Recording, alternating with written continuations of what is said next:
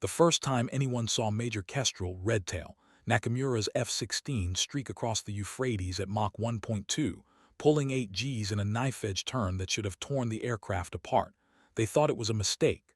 The kind of rookie error that gets pilots grounded and squadrons disbanded. The river crossing happened at 3:47 hours local time, during what intelligence had classified as a routine reconnaissance mission. There were no hostiles in the area, no imminent threats, no reason for a veteran pilot to risk a $60 million aircraft performing aerobatics that belonged in an air show, not a combat zone. But Major Nakamura wasn't performing aerobatics, she was hunting. 3 minutes earlier, her radar had painted something that shouldn't exist according to every briefing, every intelligence report, every satellite image that had crossed the desks at CENTCOM for the past 6 months. A heat signature moving through the abandoned industrial complex on the eastern bank, massive, metallic, and moving with mechanical precision that suggested advanced armor. The signature vanished as quickly as it appeared, leaving only questions and the fatting echo of Redtail's afterburners as she banked hard toward the target zone.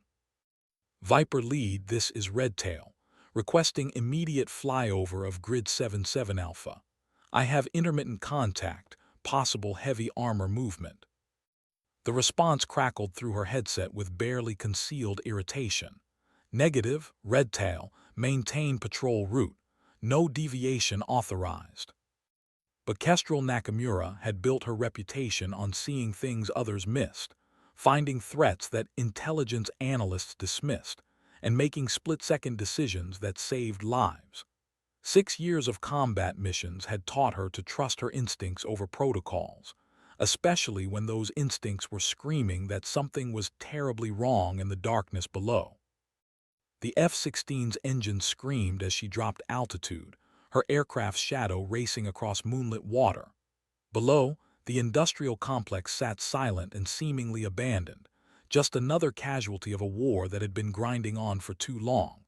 But Redtail's trained eyes caught what the briefers had missed: fresh tire tracks in the sand, too wide for civilian vehicles.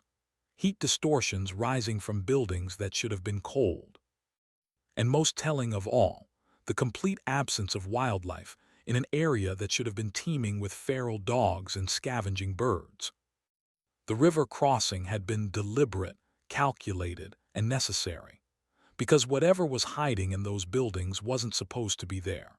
And if Major Kestrel Nakamura was right about what she'd seen, every Allied forward operating base within 50 miles was now in immediate danger. Nobody believed her, yet. 2 hours before dawn, Staff Sergeant Marcus Prophet Williams was cleaning his rifle in the SEAL Team 6 compound when the first reports started filtering through the Tactical Operations Center. Routine patrol communications from the Air Force's 388th Fighter Wing had mentioned an overzealous pilot making unauthorized maneuvers near the Euphrates. The kind of cowboy behavior that made seasoned special operations personnel roll their eyes and mutter about flyboys who watched too many movies. Probably some fresh lieutenant trying to impress his squadron leader, Prophet had said to his team leader, Master Chief Petty Officer Elena Vasquez, as they reviewed the night's mission parameters. Their target was a high-value asset extraction 30 clicks north of the disputed zone, routine work for operators of their caliber, the kind of mission they could execute while half asleep. But Prophet's dismissive attitude shifted when the tactical radio crackled to life, with a transmission that made every operator in the compound stop what they were doing. Any station, this is Redtail. I have eyes on multiple heavy armor units, estimated battalion strength, moving toward Allied positions. Grid 77 Alpha through 82 Charlie. They're using industrial buildings for concealment and electronic warfare countermeasures. This is not a drill. The voice belonged to a woman, calm and professional despite the urgency of her report. But what caught Prophet's attention wasn't her gender, it was the absolute certainty in her tone. This wasn't panic or confusion. This was a combat veteran stating facts. Master Chief Vasquez reached for the secure satellite phone, her expression grim. Get me JSOC immediately, and find out everything you can about this red-tail pilot. Within minutes, the compound was buzzing with activity. Intelligence analysts pulled up satellite imagery, while communications specialists worked to establish direct contact with the F-16 pilot who claimed to have stumbled onto a massive enemy formation that shouldn't exist. The skepticism was palpable. How could air reconnaissance miss something that significant? Why would enemy forces position themselves so close to Allied installations without any preliminary intelligence indicators? But as the minutes ticked by and more reports filtered in from other Allied positions, a disturbing pattern began to emerge. Forward observation posts were reporting unusual electronic interference. Drone surveillance missions were experiencing unexplained equipment failures, and satellite imagery from the previous 48 hours showed subtle but consistent signs of large-scale movement in areas previously classified as clear. Prophet found himself studying the tactical display with growing unease. Either Major Kestrel Nakamura was the most delusional pilot in the Air Force, or she had just uncovered the opening moves of a coordinated enemy offensive that could shatter Allied defensive lines within hours. The radio crackled again. "Viper lead, this is Redtail. I'm maintaining high cover and painting targets. You need to get ground assets moving now. These aren't irregulars or militia units. This is main battle tanks and armored personnel carriers, and they're advancing in formation toward Fob Patriot." Prophet looked at Master Chief Vasquez, who was already strapping on her gear. The easy mission they'd planned was about to become something else entirely. Major Kestrel Nakamura had been flying combat missions for 6 years, but she'd been fighting for respect her entire adult life. The daughter of a Japanese-American electronics engineer and a Navajo helicopter pilot who'd served in Desert Storm, Kestrel had grown up understanding that excellence wasn't just expected. It was the minimum price of admission to a world that seemed determined to find reasons why she didn't belong. Her call sign, Redtail, came from her first squadron commander, Colonel James "Thunderbolt" Morrison, who'd watched her execute a perfect split-S maneuver during a training exercise that had left veteran pilots shaking their heads in admiration.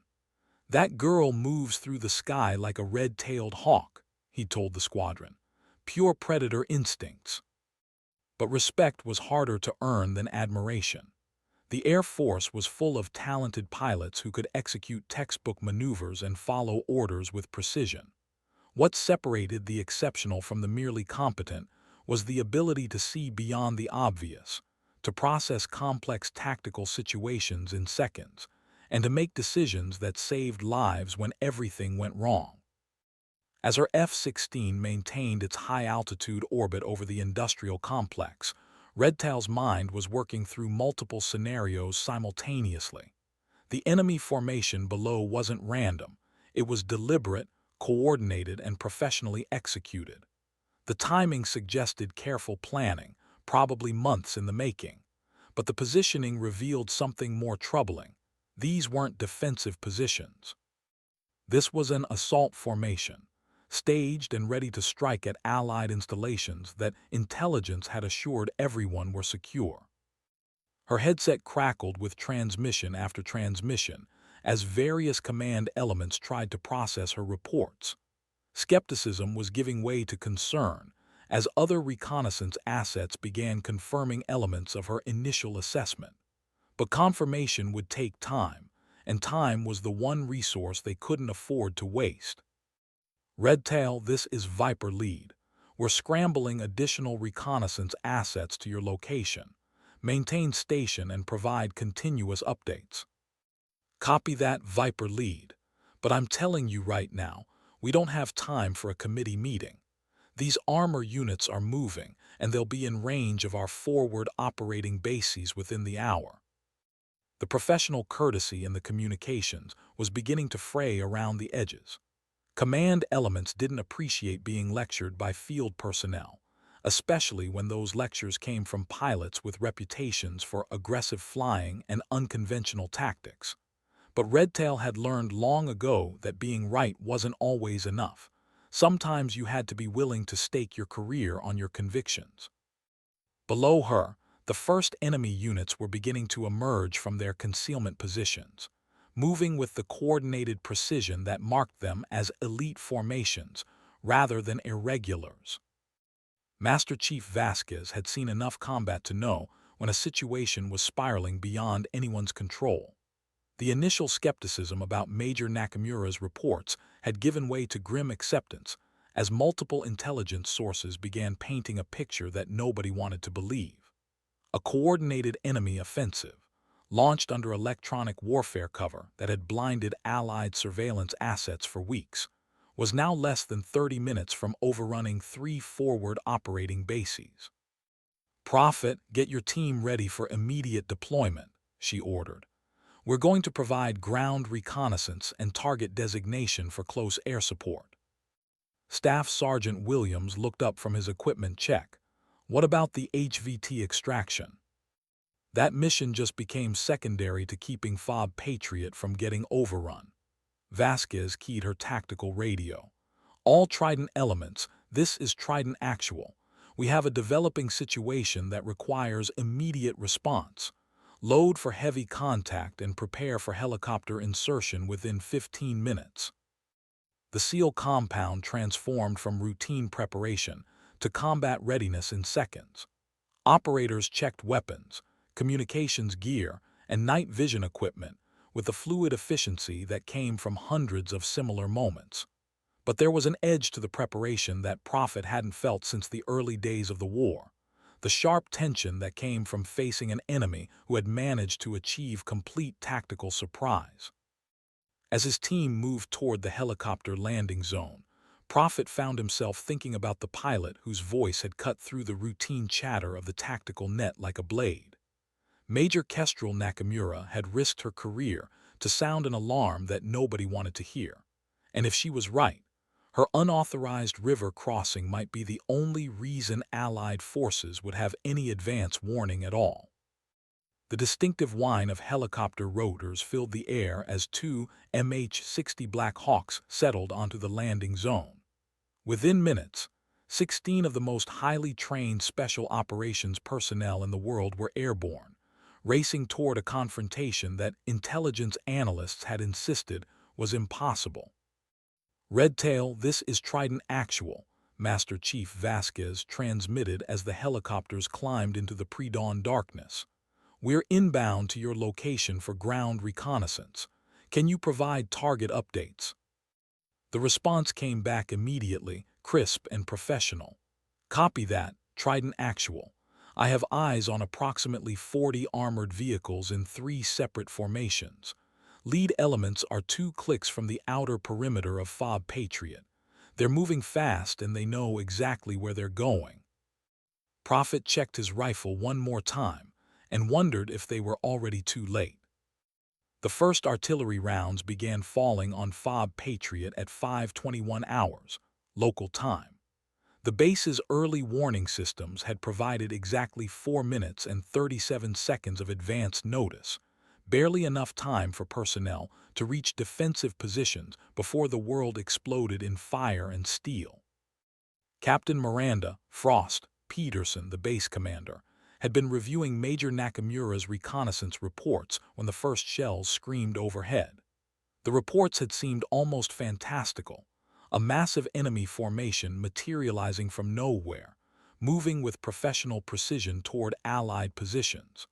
But the concussion of high-explosive rounds detonating against the base's perimeter walls made academic skepticism irrelevant. "All stations, this is Patriot Actual," she transmitted over the tactical net. "We are under indirect fire from multiple positions. Estimate battalion strength assault imminent. Request immediate close air support and reinforcement." The base's defenders, primarily logistics personnel and a reinforced security company, had trained for this scenario but never expected to face it.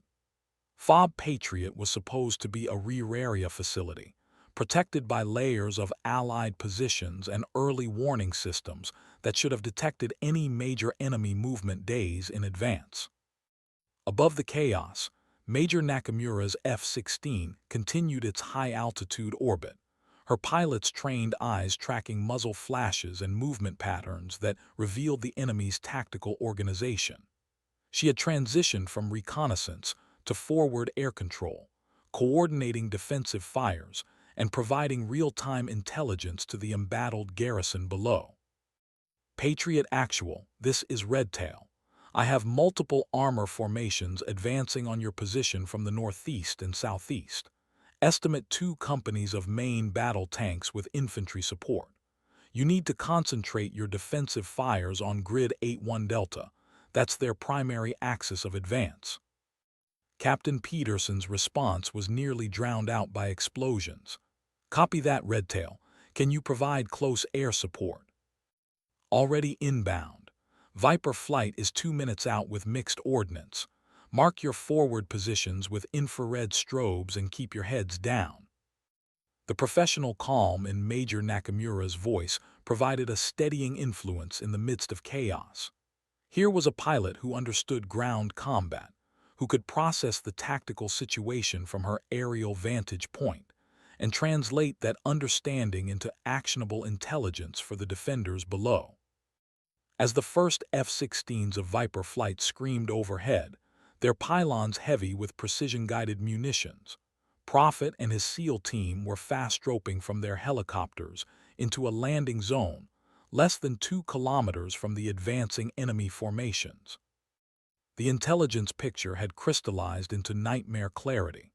A reinforced enemy brigade had positioned itself to strike at 3 Allied installations simultaneously, using electronic warfare and careful camouflage to achieve complete strategic surprise.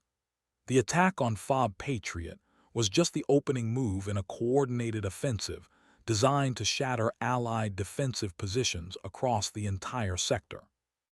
Master Chief Vasquez led her team through the pre-dawn darkness, with night vision goggles painting the world in green phosphorescence.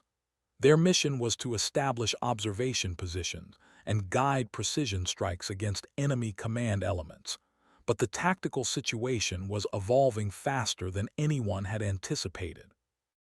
Redtail, this is Trident Actual, she transmitted. We're in position to provide terminal guidance for close air support. Can you coordinate with Viper flight for immediate strikes on the lead enemy elements? Copy that, Trident. Viper 2-1 is inbound with GBU-12s. Mark targets with laser designation. Prophet positioned his teams targeting laser on the lead enemy tank, a massive T-90 that was grinding through the desert toward FOB Patriot's outer perimeter. The tank's thermal signature blazed white-hot through his night vision scope, a steel predator moving with deadly purpose across terrain that offered no concealment from aerial observation. Laser on target, he reported, ready for immediate engagement. Seconds later, the night exploded in flame as 500-pound laser-guided bombs found their marks with surgical precision. Enemy armor formations that had been advancing in disciplined formation scattered as their lead elements disappeared in rolling fireballs that lit up the desert like artificial suns. But the enemy response was immediate and professional. Counterbattery radar located the SEAL team's position within minutes, and Prophet found himself diving for cover as artillery rounds began walking toward their hide site. Trident, this is Redtail. You need to displace immediately. Enemy counterbattery fire inbound to your position. The voice from the sky had become their lifeline, an aerial guardian angel who could see threats developing long before ground forces could react. Prophet and his team moved through the darkness like ghosts, guided by Major Nakamura's real-time tactical updates as they sought new positions from which to direct the airstrikes that were slowly turning the tide of battle. The sun was beginning to rise over the Euphrates, painting the sky in shades of gold and crimson that would have been beautiful under different circumstances. Instead, the dawn light revealed a battlefield littered with burning vehicles and the smoke of a dozen different fires. Major Kestrel Nakamura had been airborne for over 4 hours, her F-16's fuel reserves running low as she maintained overwatch of the tactical situation below.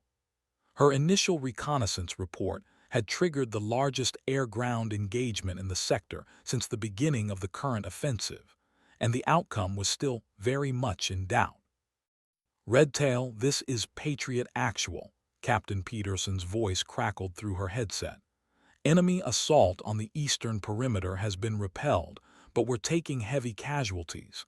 Can you confirm status of enemy reserves?" Kestrel adjusted her aircraft's sensor pod, scanning the terrain beyond the immediate battle area. Her trained eyes picked out the subtle signs of military activity that satellite imagery often missed: disturbed Earth patterns, vehicle tracks, the geometric regularity of camouflaged positions. "Patriot Actual, I have at least one additional armor company in reserve positions approximately 5 clicks to your northeast. They're maintaining concealment, but they'll probably commit to the assault within the next 30 minutes. The tactical picture was becoming clearer as the battle developed. The enemy had committed substantial resources to this offensive, suggesting strategic objectives that went far beyond the destruction of a single forward operating base. This was designed to be the opening move in a campaign that would reshape the entire operational environment. Prophet and his SEAL team had displaced 3 times in the past hour, each movement guided by Major Nakamura's aerial reconnaissance as they stayed ahead of enemy counterfire while continuing to direct precision strikes. The partnership between air and ground forces was working with deadly efficiency, but it came at a cost that everyone understood but nobody discussed. Every minute that Major Nakamura remained on station was a minute closer to fuel exhaustion. Her F-16 couldn't refuel in flight under current tactical conditions, which meant she would eventually have to return to base regardless of the tactical situation on the ground. "Redtail, this is Viper Lead," came the transmission that everyone had been dreading. "Your fuel state is approaching bingo. You need to consider returning to base." The silence that followed lasted only seconds, but it felt eternal to the ground forces, who had come to depend on her aerial overwatch. "Viper Lead, this is Redtail. I'm aware of my fuel state. Continuing mission." There was professional courtesy in the exchange, but everyone listening understood the subtext. Major Nakamura was choosing to remain on station past the point of safe return, betting her life that the tactical situation would resolve before her engines flamed out. In the world of military aviation, few decisions carried more weight than the choice between personal survival and mission completion.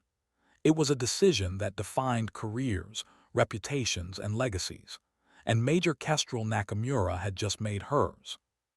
The enemy's reserve armor company committed to the assault at 6:47 hours, their T-90 main battle tanks grinding across the desert in a desperate attempt to break through FOB Patriot's eastern defenses before additional Allied reinforcements could arrive. It was a calculated gamble that might have succeeded if not for the continued presence of an F-16 pilot who had already pushed her aircraft far beyond safe operational parameters. "All stations, this is Redtail. Enemy reserve armor is advancing on FOB Patriot from Grid 84 Charlie. 12 main battle tanks with infantry support. I'm beginning immediate attack runs." Major Nakamura rolled her F-16 into a dive that would have been aggressive under normal circumstances, but was borderline reckless given her fuel situation. Every pound of jet fuel burned in afterburner was a pound that wouldn't be available for the return flight to base. But the mathematics of aerial combat had become secondary to the desperate tactical situation unfolding below. Her first pass scattered the enemy formation as 20 cannon rounds walked through their ranks like deadly rain. Armor-piercing shells designed to destroy aircraft proved equally effective against tank commanders who had made the fatal mistake of riding with their hatches open. But the enemy responded with disciplined anti-aircraft fire that filled the sky around her aircraft with tracers and explosive shells. Redtail, this is Trident Actual. You're taking heavy ground fire. Recommend you climb to safe altitude. Negative, Trident. These tanks are less than 1 click from the base perimeter. If they break through, Patriot falls. Staff Sergeant Williams watched through his rifle scope as Major Nakamura's F-16 made another low-level pass. Her aircraft's shadow, racing across the desert sand ahead of the howl of jet engines, pushed far beyond their design limits. She was flying like someone who understood that tactical success was worth any personal risk. And Prophet found himself thinking about the courage it took to make that calculation while alone in a cockpit 8,000 feet above the battlefield. The second pass was even more aggressive than the first. Major Nakamura brought her F-16 down to less than 500 feet, her cannon fire guided by experience and instinct rather than sophisticated targeting systems. Enemy tanks exploded in sequence as depleted uranium rounds found ammunition compartments and fuel cells, turning the desert floor into a graveyard of burning steel. But fuel consumption at such low altitude was catastrophic. Everyone monitoring the tactical net could hear the change in her engine noise as power settings fluctuated, and her pilot fought to maintain airspeed with fuel flow rates that were rapidly approaching zero. Redtail, this is Viper Lead. Your fuel state is now critical. You need to begin immediate return to base. The response took longer than usual to come, as if Major Nakamura was calculating odds that everyone else had already determined were impossible. Viper Lead understood, but I'm staying until this is finished. The tactical net fell silent except for the sounds of battle and the distant whine of jet engines that were consuming the last drops of fuel in their tanks. Everyone understood what they were witnessing: a pilot making the conscious decision to sacrifice her own survival for the success of the mission and the lives of the people she was sworn to protect. In the mythology of military aviation, such moments become legends. But legends are written by survivors, and Major Kestrel Nakamura was rapidly running out of options that included survival. At 7:02 hours, Major Nakamura's F-16 began its final attack run, with fuel gauges reading empty and warning lights painting her cockpit in urgent red displays. The remaining enemy tanks had reached the outer wire of FOB Patriot's defensive perimeter, their main guns already engaging the base's defensive positions at point-blank range. Captain Peterson watched from the command bunker as tracer rounds from the base's heavy machine guns bounced harmlessly off tank armor, while return fire systematically destroyed defensive positions that had been designed to repel infantry assault, not main battle tanks. The base's anti-tank weapons had been expended during the previous hour of combat, leaving only small arms and the desperate hope that air support would arrive before the enemy completed their breakthrough. Patriot Actual, this is Redtail beginning final attack run. Danger close. Keep your people under cover. There was something different in Major Nakamura's voice, a resignation mixed with determination that suggested she had moved beyond tactical calculations into something approaching spiritual commitment. She was no longer simply executing a mission. She was completing a promise made to people she had never met but was willing to die protecting. Her F-16 screamed overhead at less than 200 feet, cannon fire walking through the enemy formation with precision that seemed impossible given her speed and altitude. Tank after tank erupted in flames as her remaining ammunition found targets that had nowhere to hide on the open desert floor. But her starboard engine flamed out on the climb, victim of fuel exhaustion and the impossible demands she had placed on her aircraft. The F-16 shuddered and yawed as asymmetric thrust tried to tear the aircraft apart, forcing Major Nakamura to shut down her remaining engine to prevent an uncontrolled spin that would have meant immediate death. Mayday, mayday, mayday. This is Redtail, engine failure attempting emergency landing. The tactical net exploded with transmissions as every unit in the sector offered assistance that everyone knew was impossible to provide. Fob Patriot was still under direct assault. The nearest Allied airfield was over 100 miles away, and a dead-stick F-16 had a glide ratio that made successful emergency landings unlikely under the best circumstances. Master Chief Vasquez felt something cold settle in her chest as she watched the F-16's contrail arc across the morning sky. The pilot who had saved their lives was about to pay the ultimate price for her decision to remain on station past the point of safe return. Redtail, this is Trident Actual. We have eyes on your position. Can you reach the river? Negative, Trident. I'm going to put her down in the desert. Get search and rescue assets moving if you can. Prophet trained his binoculars on the F-16 as it descended in a shallow glide toward the open desert west of the battlefield. Even from a distance, he could see that Major Nakamura was maintaining perfect control of her crippled aircraft, setting up for an approach that might be survivable if everything went perfectly. But in combat, nothing ever went perfectly. The F-16 touched down on the desert floor at over 150 knots, raising a cloud of sand and debris that obscured the impact for critical seconds. When the dust cleared, the aircraft lay broken in 3 sections, its fuel-starved engines silent for the first time in over 5 hours. Emergency beacons began transmitting immediately, their electronic signals cutting through the tactical radio traffic like prayers offered to an indifferent sky. But whether Major Kestrel Nakamura had survived the impact was a question that would have to wait for rescue teams to reach the crash site.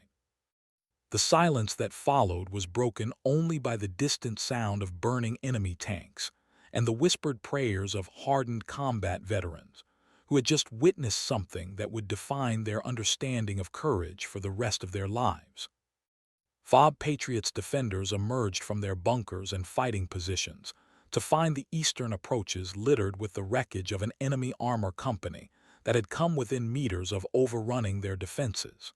16 T-90 main battle tanks lay burning in the morning sun, their crews casualties of precision flying and tactical courage that had turned a certain defeat into an unlikely victory. Captain Peterson stood among the wreckage, her uniform torn and blackened by smoke, trying to process the magnitude of what had just occurred. An unauthorized reconnaissance mission had uncovered a coordinated enemy offensive. A single pilot's refusal to abandon her post had prevented the destruction of her base. And somewhere in the desert, a woman who had sacrificed everything for people she had never met was either dead or dying in the wreckage of her aircraft. Patriot Actual, this is Dustoff 7-1, crackled through her headset. We're inbound for medical evacuation. Can you provide security for landing zone? The medical evacuation helicopter was racing toward Major Nakamura's crash site, its crew prepared for the worst while hoping for a miracle that seemed unlikely given the violence of the impact. But hope was all they had, and in the calculus of combat aviation, hope sometimes proved more durable than steel and aluminum. Staff Sergeant Williams and his SEAL team had already begun moving toward the crash site. Their mission now shifted from reconnaissance to search and rescue. The woman whose voice had guided them through the darkness deserved every effort they could make, regardless of the tactical situation that continued to develop around them. Trident Actual, this is Prophet. I have eyes on the crash site. Aircraft is destroyed, but I can see movement near the cockpit section. Pilot may be alive. The transmission electrified the tactical net as units across the sector abandoned their immediate missions to provide support for a rescue operation that had become the most important priority in the entire theater of operations. Major Kestrel Nakamura had become more than a pilot who had executed a successful mission. She had become a symbol of the professional dedication and personal courage that defined the best traditions of military service. As the medical helicopter settled into a landing zone secured by the most elite special operations forces in the world, Nobody was thinking about medals or commendations or official recognition. They were thinking about a pilot who had kept her promise to people she had sworn to protect, regardless of the personal cost. The rescue team found Major Nakamura conscious but severely injured, her legs trapped beneath twisted metal and her flight suit soaked with blood from multiple lacerations. But her first words weren't about her own condition. They were about the tactical situation she had left behind. "Did Patriot hold?" she asked through gritted teeth as the medical team worked to free her from the wreckage. "Yes, ma'am," replied the senior medical technician. "The base is secure. Enemy forces have been neutralized." She nodded once, her eyes closing in relief before the morphine took hold and carried her toward unconsciousness. The last thing she heard before the darkness claimed her was the sound of helicopter rotors carrying her toward safety and medical care that might save her life. But Major Kestrel Nakamura had already saved something more important than her own life. She had saved the lives of hundreds of Allied personnel and preserved tactical positions that were critical to ongoing operations. More significantly, she had demonstrated that individual courage and tactical excellence could still alter the course of events in an age of technological warfare and strategic complexity. The flight surgeons at Balad Air Base worked for 8 hours to save Major Nakamura's left leg, a surgery complicated by the delay in evacuation and the severity of her injuries. But even as they fought to repair damaged bone and torn muscle, reports were filtering in from across the sector about the larger implications of her unauthorized reconnaissance mission. The enemy offensive had been a coordinated effort involving 3 separate brigade-sized formations, positioned to strike simultaneously at Allied installations across a front spanning nearly 200 kilometers. Intelligence analysts were calling it the most sophisticated enemy operation of the entire war, carefully planned and professionally executed with the kind of tactical coordination that suggested months of preparation. Major Nakamura's early warning had triggered a response that prevented what could have been a strategic disaster. Additional air assets had been diverted from other missions. Ground reinforcements had been deployed to threatened positions, and the enemy's carefully orchestrated timetable had been shattered by defensive preparations that they hadn't anticipated. Colonel Morrison, her original squadron commander, flew from Al Udeid Air Base to visit her during the early stages of her recovery. He found her awake but groggy, her left leg suspended in traction, and her chart showing a recovery timeline measured in months rather than weeks. "How are you feeling, Redtail?" he asked, using the call sign that had become synonymous with tactical excellence throughout the fighter community. "Like I got hit by a truck," she replied, managing a weak smile. "But I'd do it again." Morrison studied her for a long moment, recognizing something in her eyes that went beyond physical pain or medication-induced discomfort. Major Kestrel Nakamura had crossed a threshold that separated competent pilots from legends, and she carried that knowledge with the quiet dignity that marked true professionals. "The intelligence people want to debrief you about your reconnaissance methods," he said. "Apparently, you saw things that their satellite imagery missed completely." She shifted uncomfortably, wincing at the movement. "I just looked for patterns that didn't belong. Fresh tire tracks in areas that should have been abandoned. Heat signatures that didn't match the time of day. Wildlife behavior that suggested human activity. The technical intelligence apparatus is designed to process massive amounts of data, but sometimes you need human eyes to see what doesn't fit." Morrison nodded, understanding that her explanation was both completely accurate and utterly inadequate to capture the intuitive brilliance that had enabled her to detect a major enemy offensive that had evaded every other intelligence collection asset in the theater. Outside her hospital room, the larger military establishment was beginning to process the implications of what had occurred. Major Nakamura's actions had prevented a potential strategic defeat, but they had also highlighted critical weaknesses in intelligence collection and analysis that could have catastrophic consequences in future operations. The official reports would take weeks to complete, but the unofficial recognition was immediate and overwhelming. Word of Major Nakamura's actions spread through the military community with the speed that marked truly exceptional events. Within 48 hours of the battle, her call sign had become shorthand for tactical courage and professional excellence.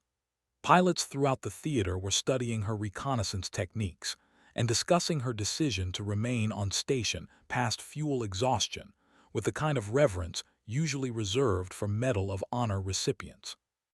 But the most meaningful recognition came from the ground forces whose lives she had saved.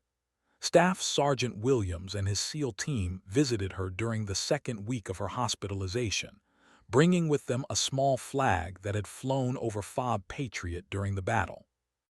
"We wanted you to have this," Prophet said, his normally gruff demeanor softened by genuine emotion. "That base is still standing because of what you did." Major Nakamura accepted the flag with hands that still trembled slightly from residual shock and pain medication. "I was just doing my job," she said. Master Chief Vasquez shook her head. "Ma'am, with all due respect, what you did went way beyond anyone's job description. You saved a lot of lives, including ours." The conversation continued for nearly an hour, with the SEAL operators sharing details about the ground battle and Major Nakamura describing the aerial perspective that had enabled her to coordinate defensive fires with such devastating effect. It was a professional discussion between warriors who had shared combat, marked by the mutual respect that such experiences created. But beneath the tactical analysis was something deeper, a recognition that individual actions could still matter in warfare that seemed increasingly dominated by technology and bureaucratic complexity. Major Nakamura had proven that human judgment, courage, and tactical instinct remained irreplaceable elements of military effectiveness. Captain Peterson arrived later that same day, still showing signs of the stress and exhaustion that marked her own survival of the battle for Fob Patriot. She brought with her a letter signed by every survivor of the base, expressing gratitude that words seemed inadequate to convey. "The doctors say you'll be flying again within 6 months," she said. "The Air Force isn't going to waste a pilot of your caliber on a medical discharge." Major Nakamura nodded, but her expression suggested she was thinking about something beyond her own recovery timeline. "What happened at Patriot was just the beginning," she said. "The enemy demonstrated capabilities we didn't know they possessed, and tactical coordination that suggests they've been planning this kind of operation for months or years. We need to be ready for them to try it again." Her words proved prophetic in ways that none of them could have anticipated. 3 weeks after Major Nakamura's crash, intelligence analysts at CENTCOM published a comprehensive assessment of the enemy offensive that had nearly succeeded in overrunning Fob Patriot. The report, classified at the highest levels but widely discussed throughout the military establishment, painted a disturbing picture of enemy capabilities that had been systematically underestimated. The offensive had involved 3 separate enemy formations totaling over 4,000 personnel, supported by advanced electronic warfare capabilities, and coordinated through a command structure that demonstrated professional military planning, rather than the insurgent tactics that characterized most enemy operations. Most significantly, the timing and positioning of the assault suggested access to Allied intelligence information that should have been impossible for enemy forces to obtain. General Patricia Hammer Davidson, the theater commander, convened a special task force to analyze the implications of the intelligence failure and to develop new protocols for recognizing similar threats in the future. But the more her analysts studied the enemy's tactical methods, the more they appreciated the significance of Major Nakamura's unauthorized reconnaissance mission. She detected a carefully